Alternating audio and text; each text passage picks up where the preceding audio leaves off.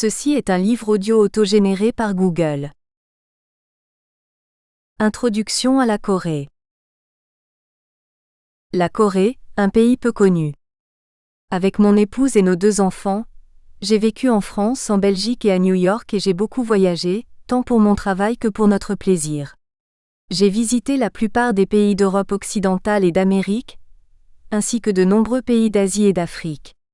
J'étais souvent allé au Japon, en Chine, à Hong Kong, en Thaïlande, en Indonésie et en Australie, mais jamais en Corée et je dois reconnaître que je ne connaissais pratiquement rien de ce pays. J'ai bientôt découvert que je n'étais pas une exception, mais que je semblais obéir à la règle générale. Personne ne peut vraiment connaître la Corée sans y avoir vécu plusieurs années, et les seules personnes aux États-Unis capables de parler de la Corée étaient les anciens combattants et leurs souvenirs étaient marqués par les drames qu'ils y avaient vécus et qui n'avaient que peu de rapport avec la Corée d'aujourd'hui. Cela était si vrai en 2000 que je ne pus trouver le moindre guide touristique récent à New York. Le seul sur lequel je pus mettre la main je le trouvais en France. Les Français en savaient encore moins que les Américains sur la Corée, mais ils n'avaient pas vécu le traumatisme de la guerre de Corée. Alors pourquoi la Corée est-elle un pays si mystérieux? Je crois commencer à le comprendre. C'est le résultat de la combinaison de multiples éléments. D'abord sa situation géographique, loin des grandes routes, puis l'histoire très particulière du pays qui l'a isolé pendant si longtemps, enfin l'attitude et les actions des pays voisins et son isolement culturel et sa pauvreté, au moins jusqu'aux années 90. Ce dernier caractère est très important et nous y reviendrons. Un visiteur qui aurait vécu en Corée dans les années 60 et 70 décrirait le pays sous un jour totalement différent de la Corée d'aujourd'hui. L'évolution et la transformation récente de ce pays ont été incomparablement plus rapides et spectaculaires que n'importe où ailleurs dans le monde. C'est ainsi que mon épouse et moi sommes partis pour la Corée, sans aucune connaissance du pays, donc sans préjugés, l'esprit ouvert et sans idées préconçues, nous attendant à des relations difficiles, en particulier à cause de la double barrière de la culture et de la langue. Nous étions tous deux bien en dessous de la réalité. Pour aider le lecteur à mieux comprendre cette histoire et comment nous avons vécu l'aventure de Korea First Bank et réagi au contact du peuple coréen, et réciproquement les réactions que nous avons suscitées, je pense utile d'exposer brièvement en guise d'introduction quelques aspects de la Corée. Son histoire, sa démographie, sa religion et son économie, même s'il nous a fallu des mois pour les appréhender. L'histoire de la Corée. L'histoire de la Corée est longue et très particulière. On ne peut pas comprendre les Coréens si l'on n'a pas étudié leur histoire et ses conséquences sur cette population très homogène. Je ne vais pas essayer ici de donner une leçon d'histoire détaillée, mais seulement d'aider à mieux comprendre les Coréens et leur culture. La Corée est une péninsule coincée entre la Chine et le Japon. Un pays froid l'hiver, très montagneux, avec peu de plaines. Jusqu'au 7e siècle, la Corée était divisée en 3 royaumes, le nord, le sud-est et le sud-ouest. Au 8e siècle, le royaume du sud-est, le royaume de Shilla, unifia le pays et Gyeongju devint sa capitale. Ensuite, d'autres dynasties succédèrent au royaume de Shilla unifié, Goryeo du Xe au XIVe siècle, puis Joseon, de la fin du XIVe siècle jusqu'au XIXe siècle. C'est à cette époque que la capitale fut transférée à Séoul. Les relations avec ses voisins ont été déterminantes pour la Corée. La Chine, le grand voisin, a souvent essayé de modifier les frontières à son avantage mais les Coréens ont réussi à maintenir l'intégrité de leur territoire et cette situation précaire a pu perdurer. La Chine s'est alors efforcée de maintenir la Corée en situation de dépendance, lui interdisant d'importer des techniques ou des produits nouveaux ou stratégiques. Par exemple, il semblerait que la Chine ait interdit pendant des siècles à la Corée d'importer des semences de coton, jusqu'à ce qu'un Coréen réussisse à passer en contrebande 3 plants de coton dans le manche creux d'une brosse. Comme on va le voir plus loin, cette politique de la Chine a contribué à ralentir le développement de la Corée. L'influence du Japon a été encore plus importante, et pas pour le mieux.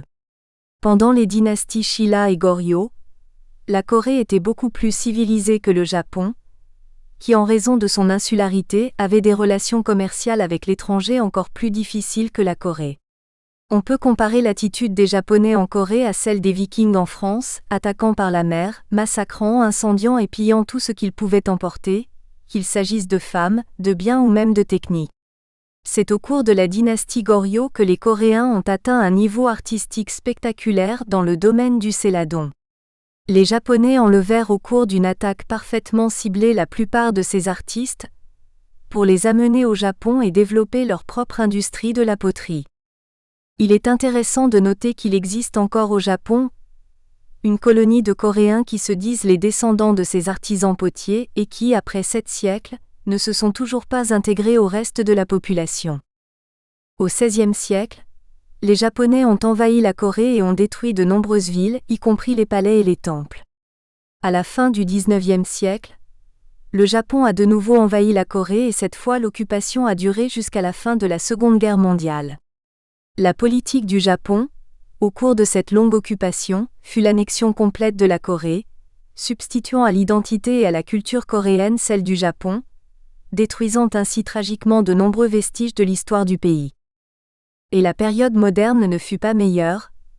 Avec la guerre de Corée et la division du pays, les destructions massives que cela a entraînées, les massacres des populations et l'éclatement des familles, tout cela fut pour le moins traumatisant pour les Coréens. La vie a toujours été difficile en Corée. Les plaines sont rares et les hivers longs et très froids. Le bétail était peu nombreux. Il n'y avait pas de moutons donc pas de laine et pas de coton. Les Coréens se revêtaient de lin, de soie, seulement les plus riches, et de chanvre. Cela était évidemment insuffisant pour combattre le froid, et beaucoup mouraient prématurément, même au cours de la seconde moitié du XXe siècle. La nourriture était insuffisante, en particulier en hiver. Confinés sur une péninsule montagneuse sans pouvoir cultiver de céréales, les Coréens se nourrissaient de légumes, de poissons et autres produits de la mer, d'orge et de riz pour les plus fortunés.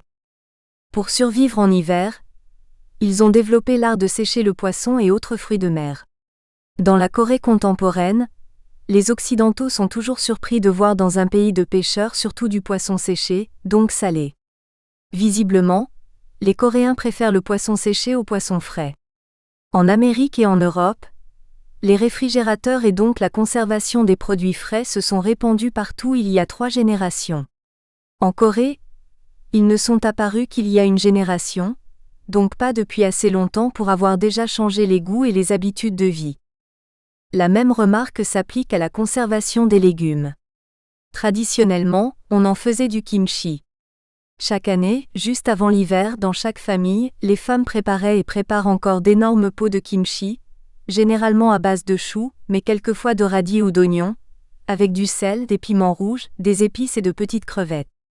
Ce mélange était conservé à l'extérieur dans de grands pots de terre à demi enfoncés dans le sol, et grâce à la fermentation naturelle, son contenu demeurait mangeable pendant des années si nécessaire.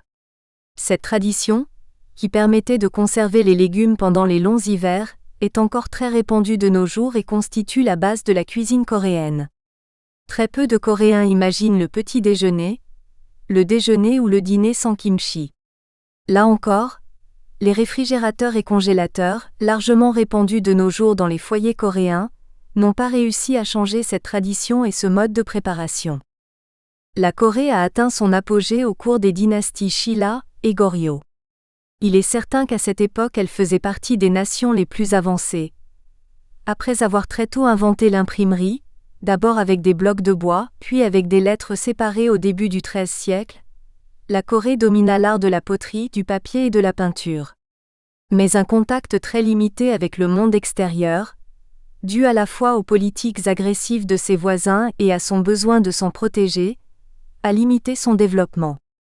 Lors de l'invasion japonaise à la fin du XIXe siècle, le pays était pauvre, à la limite du niveau de subsistance et la population avait une espérance de vie inférieure à 30 ans, essentiellement à cause du froid rigoureux et de la malnutrition. Après plus de 50 ans d'une occupation impitoyable et de la guerre de Corée qui avait éclaté aussitôt après, la Corée n'était guère plus brillante ni plus prospère.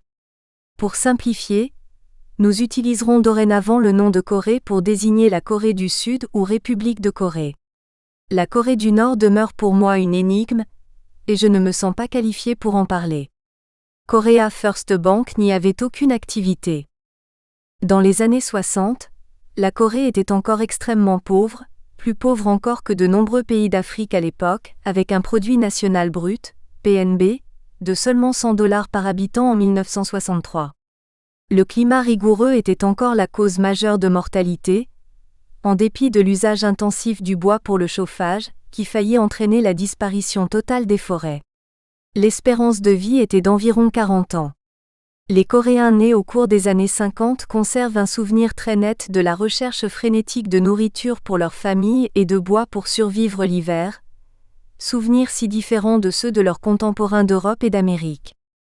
Un chef d'État courageux et énergique a mené le pays manu militari sur la voie du développement industriel, et ce n'est qu'au cours des 20 dernières années que la Corée a évolué vers la démocratie.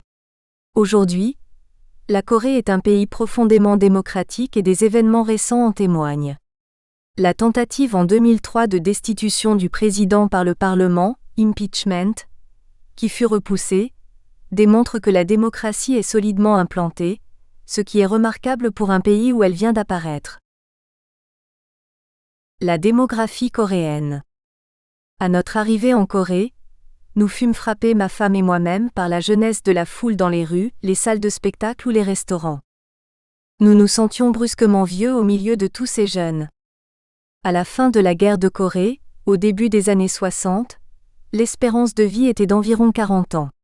Donc une minorité des Coréens nés avant les années 60 ont vécu au-delà de 40 ans. Et au début des années 2000, très peu de Coréens avaient donc plus de 50 ans. Mais grâce au progrès de la médecine et au développement économique, l'espérance de vie est passée progressivement de 40 à plus de 70 ans en seulement 40 ans. Il a fallu 200 ans aux États-Unis et à l'Europe pour obtenir le même résultat. Il en résulte une population comprenant peu de gens âgés mais qui vieillit rapidement. Les Coréens âgés aujourd'hui de 40 à 50 ans atteindront vraisemblablement 80 ans. Ceci est un phénomène nouveau dans un pays où un soixantenaire était si exceptionnel qu'on le célébrait à l'égal d'une nouvelle naissance, comme on célèbre un centenaire aujourd'hui à New York. L'âge de la retraite dans de nombreuses entreprises est aujourd'hui de 60 ans, mais la pression sociale pousse les gens à se sentir déjà vieux et à demander à quitter leur emploi à partir de 50 ans. Cela était raisonnable jusqu'aux années 80, quand l'espérance de vie était au mieux de 60 ans, mais est-ce acceptable aujourd'hui ? Les comportements individuels et collectifs montrent que ces habitudes ne peuvent pas changer aussi vite que l'économie le justifierait. D'autre part, les Coréens ont évolué rapidement en termes de famille. Comme dans l'Europe du Moyen Âge, les couples avaient de nombreux enfants pour être sûrs que quelques-uns survivraient jusqu'à l'âge adulte. Aujourd'hui, les progrès de la médecine et le développement économique ont pratiquement éradiqué la mortalité infantile. Mais la peur de la pauvreté, le coût de l'éducation et le désir de progresser sur l'échelle sociale ont rapidement amené les Coréens à réduire le nombre d'enfants jusqu'à un niveau inquiétant, nettement au-dessous du nombre nécessaire pour maintenir le niveau de la population du pays sur le long terme. Nous voyons aujourd'hui en conséquence une population jeune mais qui vieillit trop vite, cumulant une réduction brutale du nombre d'enfants par couple avec la croissance structurelle du nombre des personnes âgées. On observe en Corée en une génération la même évolution démographique qu'en 2 siècles pour les pays développés. Les multiples conséquences de cette extraordinaire accélération continueront de se faire sentir au cours des années à venir. Confucianisme et tradition. Profondément bouddhiste, la Corée a également été le pays où l'influence de Confucius a été la plus marquée, plus qu'en Chine. Il en est résulté des traditions solidement ancrées et renforcées encore par l'isolement de la Corée jusqu'à une époque récente et par sa méfiance vis-à-vis des traditions étrangères, résultat logique de ses relations avec les pays voisins. Le premier aspect de ces traditions est le respect des anciens, qui devient un culte quand il s'applique aux ancêtres décédés. Dans la famille, l'autorité des anciens ne peut pas être contestée. Les jeunes doivent obéir. Jusqu'à une date récente, les parents du mari vivaient avec le couple qui lui manifestait le plus grand respect et lui obéissait. Impensable en Occident, la jeune femme ne pouvait pas aller se coucher, ni même faire sa toilette, avant que son beau-père ne soit endormi. Avec l'allongement de la vie et l'urbanisation, ces habitudes changent, mais très lentement, et cette hiérarchie est toujours très apparente. Indépendamment des liens familiaux, les Coréens manifestent du respect pour les personnes âgées. Je me souviens avec émotion du plaisir éprouvé par ma belle-mère devant les marques de respect, presque d'adulation, dont elle fut l'objet en public, si courante en Corée et si rare de nos jours en France. On retrouve ce même sentiment de respect de la hiérarchie dans les entreprises et dans la société en général. J'y reviendrai plus en détail à propos de mon expérience dans le cadre de Korea First Bank, et soulignerai ses nombreux effets positifs mais aussi certaines étranges conséquences négatives. Les Coréens ont aussi un rapport difficile avec l'argent, qu'ils considèrent comme un sujet à la fois secondaire et dont il ne faut pas parler. Mais les étrangers n'ont pas à se faire de soucis en Corée. Oublier son portefeuille n'est jamais un problème. Il sera généralement retrouvé là où vous l'aurez laissé, ou il vous sera retourné sans avoir été ouvert. Une autre conséquence de ces traditions est l'évidente supériorité du mâle. Les femmes coréennes sont souvent titulaires de diplômes prestigieux mais pour l'instant elles ne brisent pas le plafond de verre, toujours très bas, dans la hiérarchie des entreprises. Jusqu'en 2005, elles ne possédaient pas d'identité propre, l'identité en Corée étant fondée sur les tablettes, un système généalogique mâle. Les femmes étaient mentionnées sur les tablettes de leur père, avant d'être effacées pour être transférées sur les tablettes de leur mari. Elles en disparaissaient à la mort du mari, ou dans le cas très rare d'un divorce. Le scénario le plus favorable alors consistait à avoir un fils et à se faire inscrire sur ces tablettes. Ceci n'est pas une anecdote, c'est en train de changer, mais très lentement et seulement bien sûr pour la jeune génération. Les mariages sont encore le plus souvent arrangés, et les femmes transfèrent le respect montré précédemment envers leurs parents à leurs maris et aux parents de celui-ci. Cette autre hiérarchie est également très évidente dans les entreprises. Comme beaucoup d'Asiatiques, les Coréens accordent beaucoup d'importance à l'image qu'ils projettent d'eux-mêmes en société et chacun est très attentif à ne pas perdre la face en public et à ne pas faire perdre la face aux autres. Cela rend les relations de travail beaucoup plus agréables en surface mais aussi, comme on le verra, complique beaucoup la gestion des ressources humaines. En Corée, l'éducation a toujours été très importante pour les hommes. Pour Confucius, le statut d'érudition était l'idéal à atteindre. Aujourd'hui, cela signifie envoyer ses enfants dans le meilleur jardin d'enfants, puis dans le meilleur lycée afin d'intégrer la meilleure université. Avec moins d'enfants par famille, l'éducation devient aussi maintenant une priorité pour les filles qui reçoivent souvent les meilleurs diplômes dans les universités, mais ne se voient pas offrir les mêmes responsabilités dans les entreprises. Réussite et apparence. Le résultat a été et continue d'être une concurrence féroce entre enfants et adolescents, filles et garçons, avec des dépenses astronomiques pour des cours particuliers dont le coût global dépasse actuellement le budget total de l'éducation du pays, toute école et université confondues. Il en résulte un niveau d'éducation très élevé pour l'ensemble du pays, mais aussi une somme de désespoir pour les jeunes qui n'ont pas pu réussir au niveau de leurs ambitions, ou de celles de leurs parents. Les relations humaines deviennent très compliquées. On observe une hiérarchie par l'âge, par l'éducation, par l'origine sociale et enfin par le niveau de responsabilité dans l'entreprise. Les gens ont tendance à rester dans leur cercle, amis du même âge et originaires du même village, de la même école primaire ou de la même université et enfin de la même entreprise. Les seules occasions de briser ces frontières, boire ensemble comme on le verra plus loin. Un gigantesque conflit de générations. Le conflit entre deux générations est directement lié au changement des conditions de vie. Le progrès des sciences et des technologies crée de nos jours partout plus de conflits entre les générations qu'au cours des siècles précédents, mais à mon avis nulle part à l'échelle observée en Corée. La puissance de ces traditions ancestrales, l'isolement du pays jusqu'à ces 20 dernières années, l'explosion des nouvelles technologies, en particulier l'électronique et les communications, et peut-être encore plus le changement radical des conditions de vie depuis 50 ans, entre une économie de subsistance et le niveau de vie d'un pays développé, ont exacerbé le conflit entre les générations. Le Coréen de 20 ans est différent de son père, qui en a 50 et est naturellement en conflit ouvert avec lui. Quand il était jeune, la vie du père se résumait à une lutte pour sa survie.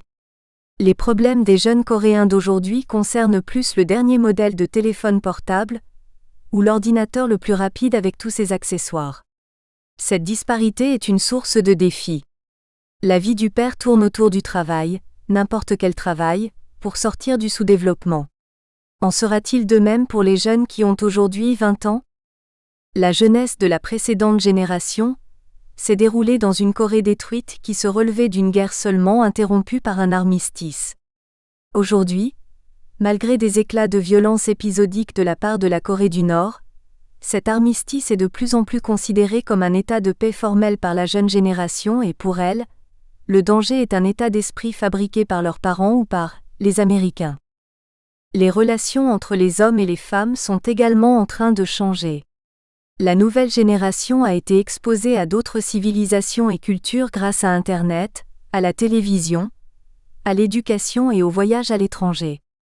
Les jeunes Coréens développent des relations plus naturelles et veulent de plus en plus choisir leur compagnon de vie. Ils se marient souvent plus tard et même les divorces sont aujourd'hui moins tabous. Le désir de bonheur, point de départ de l'individualisme, s'accorde mal avec la tradition de respect pour les anciens et le sens du devoir envers la famille, les amis, l'entreprise et la patrie. Bien sûr, cette évolution n'est pas si rapide et universelle que je semble l'indiquer, et il faudra attendre longtemps avant que l'individualisme tel qu'on le connaît dans les pays développés l'emporte sur les solides traditions coréennes.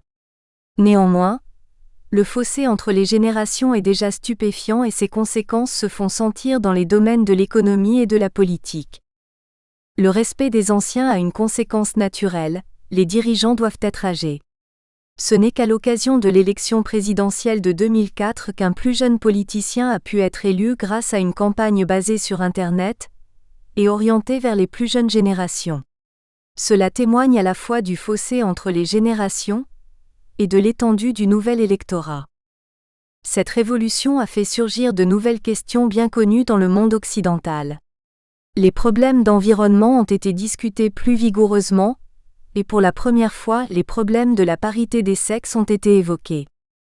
Cette nouvelle majorité politique a jeté un regard nouveau sur les grands groupes industriels, les chaebols, que nous étudierons plus loin. Cette jeune génération ne se sentait plus obligée, vis-à-vis de ces groupes industriels qui ont permis le rapide développement et le succès de l'économie coréenne. La haine a remplacé le sentiment de reconnaissance.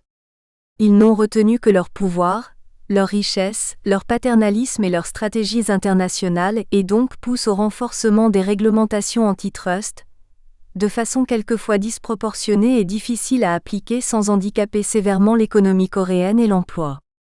Tous les hommes en Corée sont soumis à un service militaire obligatoire d'environ 2 ans, qui permet généralement d'accroître la cohésion sociale et le sentiment d'égalité, mais qui peut aussi développer chez certains des sentiments antimilitaristes et une approche irrationnelle du type « la paix maintenant ». Conséquences pour les étrangers. La Corée possède l'une des populations les plus homogènes du monde avec sa propre histoire, sa langue et ses traditions qui ne se sont guère mêlées à celles d'autres cultures au cours de l'histoire. De ce fait, les étrangers sont tout de suite reconnus. Tout au long de leur histoire, l'attitude des Coréens vis-à-vis des étrangers a plutôt été hostile. Cela se comprend si on considère ce que leurs voisins les plus proches, les Mongols, les Japonais et les Chinois, leur ont fait subir. La Corée a été généralement protégée des autres par l'éloignement et même avec quelques pays européens, tels la France, les contacts, aussi limités fussent-ils, ont souvent dégénéré en conflit. Pour la grande majorité des Coréens, jusqu'à la dernière guerre, les étrangers se limitaient aux Chinois et aux Japonais. Les Chinois avaient une image de grands frères envers lesquels les Coréens éprouvaient des sentiments mêlés. La différence de taille créant naturellement un complexe d'infériorité et un climat de méfiance. Quant aux Japonais, ils étaient haïs et cela s'explique aisément par leurs multiples invasions de la Corée au cours des siècles, entraînant destruction, pillage et massacre jusqu'à la très brutale occupation proprement dite pendant plus d'un demi-siècle. Pour la majorité des Coréens, ces événements ont donné naissance à un sentiment nationaliste exacerbé et à la conviction définitive que la meilleure stratégie consistait à ce que les étrangers restent chez eux. Avec le déclenchement de la guerre de Corée, la Chine et les communistes de la Corée du Nord sont devenus les ennemis. Cette guerre a coupé le pays et les familles en deux. Les États-Unis et d'autres nations ont pris le rôle de grands frères. Ils avaient gagné la Seconde Guerre mondiale et battu le Japon, et par là, ils avaient libéré la Corée. À la suite de l'armistice, le processus du développement économique a démarré et a créé des besoins en énergie, en matières premières et par-dessus tout en capitaux. Pour la première fois, la Corée se trouvait confrontée à l'univers des relations extérieures, même si la sagesse ancestrale la poussait à demeurer le royaume ermite, comme elle est couramment qualifiée. Voilà le fondement des relations actuelles des Coréens vis-à-vis des étrangers. La plupart d'entre eux sont courtois, mais demeurent méfiants et certains sont viscéralement opposés à toute ingérence étrangère dans les affaires de la Corée. Cette philosophie appliquée aux relations économiques modernes conduit à la schizophrénie. Les exportations sont vitales mais les importations sont mauvaises par essence, puisqu'elles proviennent de l'étranger. Les investissements étrangers directs, FDI, sont nécessaires, et des administrations ont spécialement été créées pour les attirer, mais en même temps le public et les médias tirent à boulet rouge sur les investisseurs que le gouvernement avait réussi à attirer dans le pays. Pire, les droits les plus élémentaires des actionnaires deviennent une cause nationale quand il s'agit d'un investisseur étranger et d'un actif coréen. Ce mélange de nationalisme et de tradition, s'opposant aux besoins évidents d'investissements étrangers et de commerce avec l'extérieur, constitue un cocktail intéressant dont j'ai pu observer les effets et les conséquences, aux premières loges, à la tête de Korea First Bank. Histoire socio-économique récente de la Corée. Après l'armistice avec le Nord, un gouvernement militaire autoritaire a pris le pouvoir et dirigé le développement de la nouvelle République de Corée. La Corée a alors été gérée comme une seule entreprise, ou le surnom de Korea Inc. Nous allons d'abord examiner le modèle créé après la fin de la guerre de Corée, et qui ne dut être modifié qu'après la crise de 1997. Ce modèle est facile à comprendre et était, à mon avis, le mieux adapté au développement du pays à l'époque. Dans les années 1960, le revenu par habitant était particulièrement bas, $100 en 1963, et l'absence de capitaux domestiques ou étrangers rendait le développement pour le moins difficile. Les banques eurent comme instruction de recueillir les dépôts des particuliers et de les consacrer exclusivement au financement des industries afin de construire des usines orientées vers l'exportation. Les facteurs de risque de crédit ou de concentration des risques ne devaient pas les arrêter. Le gouvernement créa ou encouragea fortement la création de groupes industriels autour d'entrepreneurs individuels. Ces entrepreneurs disposaient de très peu de capitaux, et leur croissance était essentiellement financée par l'emprunt auprès du public ou des banques. On les connaît aujourd'hui sous le nom de chaebol. Ces groupes diversifiés, dont la structure est tout à fait comparable à celle des sociétés commerciales japonaises, ont pu se développer à partir de capitaux propres très réduits grâce à la possibilité d'emprunter sans limite et grâce à l'appui du gouvernement. Plus tard, quand leur taille est devenue si importante qu'il a fallu augmenter leur capital social en faisant appel à des capitaux extérieurs à la Corée, sur les marchés internationaux, elles ont créé un réseau très complexe de sociétés imbriquées les unes dans les autres avec des participations croisées de telle sorte que le pouvoir demeure en Corée et entre les mains de la famille du fondateur, même si le pourcentage de leur participation au capital est devenu très faible. Même si ces structures financières ont joué un rôle majeur, elles n'expliquent pas seules l'extravagante croissance économique de la Corée. La Corée est l'un des très rares pays ayant vécu une telle croissance pendant plus de 40 ans. Le PNB par habitant est passé de $100 en 1963 à $19 300 en 2004. Cette croissance n'a été rendue possible que grâce à la conjonction d'une dictature éclairée et comprenant bien l'économie de la Corée, d'entrepreneurs très doués et courageux et des qualités spécifiques des travailleurs coréens. À la fin de la guerre de Corée, on a vu apparaître des individus qui étaient à la fois très motivés, impatients de participer à la réussite de leur pays et rompus au combat quotidien de survie. De plus, la plupart étaient des entrepreneurs individuels dans le secteur rural ou du commerce qui avaient observé la puissance de l'industrie au cours de l'occupation japonaise. Les plus doués d'entre eux ont bénéficié du soutien du gouvernement et de financements illimités, et ont développé leurs activités dans des secteurs industriels convenus d'avance avec le gouvernement. Parmi les chabols qui ont survécu jusqu'à nos jours, nous devons citer Samsung, Hyundai, LG, SK, Kumho, Hyosung, Dosan. Chacun d'eux a été créé par une ou quelques personnes. Mais à terme, un seul individu a pris la direction de chacun de ces groupes et ses descendants continuent de le diriger aujourd'hui. Lee pour Samsung, Koo pour LG, Lucky & Gold Star Group, Chung pour Hyundai, etc. Il court beaucoup de légendes à propos de ces groupes et de leurs fondateurs. Monsieur Chung, qui a créé Hyundai Motors, aurait réussi à obtenir à Londres une commande pour la livraison d'un bateau sans disposer de la moindre installation pour le construire. De retour en Corée, à partir de cette commande unique, il se serait attelé à la création d'un chantier naval qui est devenu Hyundai Heavy, le chantier naval le plus important et le plus impressionnant du monde. Certaines des activités des 4 groupes les plus importants ont enregistré un succès incroyable, et ceux-ci se sont développés très rapidement. Samsung Electronics, LG Electronics, Hyundai Motors et SK Telecom, pour ne citer que ceux-là, figurent aujourd'hui parmi les plus grandes et les plus prospères entreprises du globe. Elles ne représentent pourtant chacune qu'une seule société dans chacun des chabols qui comprennent des centaines d'entités différentes dans des domaines aussi divers que les services, l'immobilier, la construction, la finance, l'assurance. Certains ont suivi une évolution logique, comme Kumho qui a débuté dans les pneus pour se diversifier dans des compagnies d'autobus et des compagnies aériennes. D'autres ont subi des réorientations plus révolutionnaires. Samsung était au début essentiellement une entreprise textile, Shei Industry, avant de se développer rapidement dans l'électronique qui est aujourd'hui son principal domaine d'activité. Tous se sont diversifiés, souvent beaucoup trop, et tous ont été attirés par la construction, un secteur très spéculatif et lucratif ainsi que par le secteur de la finance. Comme nous le verrons plus avant, cette dernière diversification ne fut pas toujours la bonne décision. Les employés furent également un élément déterminant dans ce développement. Quand ils étaient encore pauvres, les Coréens ont toujours accordé la priorité à l'éducation, et la main-d'œuvre était toujours beaucoup mieux formée que le niveau de développement économique n'aurait pu le laisser penser. Ils étaient physiquement solides, résultat de la sélection naturelle au cours de ces époques troublées, très motivés, gagner de l'argent ou mourir, naturellement disciplinés, c'est une société confucéenne et exceptionnellement dure à la tâche.